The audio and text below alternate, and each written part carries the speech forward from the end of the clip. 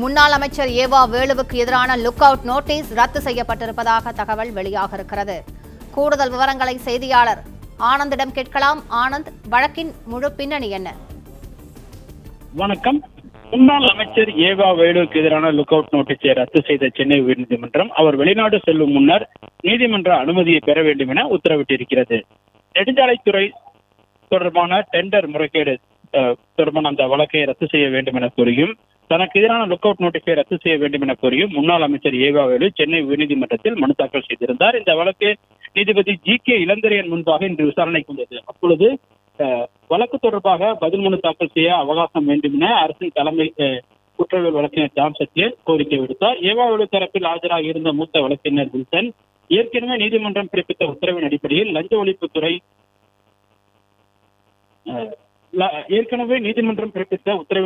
லஞ்ச ஒழிப்புத்துறை முன் ஆஜராகி விசாரணைக்கு ஒத்துழைப்பு அளித்திருப்பதால் லுக் அவுட் நோட்டீஸில் தேவையில்லாது எனவும் குறிப்பிட்டார். மேலும் லஞ்ச ஒழிப்புத்துறை தரப்பு கோரிக்கையை ஏற்று பதில் மனு தாக்கல் செய்ய ஆகஸ்ட் 14ஆம் தேதி வரை கால அவகாசம் வழங்கிய நீதிபதி வழக்கு தொடர்பான புலன் விசாரணை தொடரலாம் எனவும் வேலுவுக்கு சம்மன் அனுப்பி விசாரிக்கலாம் எனவும் உத்தரவிட்டார். மேலும் அதே சமயம் வழக்கு தொடர்பாக அவருக்கு எதிராக கடும் நடவடிக்கை எடுக்கக்கூடாது என ஏற்கனவே பிறப்பித்த உத்தரவை ஆகஸ்ட் 14ஆம் தேதி வரை நீட்டித்த நீதிபதி வேலுவுக்கு எதிராக பிறப்பிக்கப்பட்ட லுக் அவுட் நோட்டீஸை ரத்து செய்வதாகவும் வெளிநாடு செல்ல இருந்தால் கீழமை நீதிமன்றங்களில் அனுமதி பெற வேண்டும் எனவும் உத்தரவிட்டார்.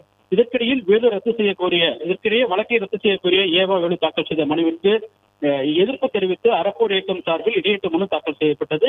இந்த மனுவை ஏற்றுக்கொண்ட நீதிபதி அதற்கு பதிலளிக்க ஏவா வேலு தரப்பிற்கு உத்தரவிட்டிருக்கின்றார்.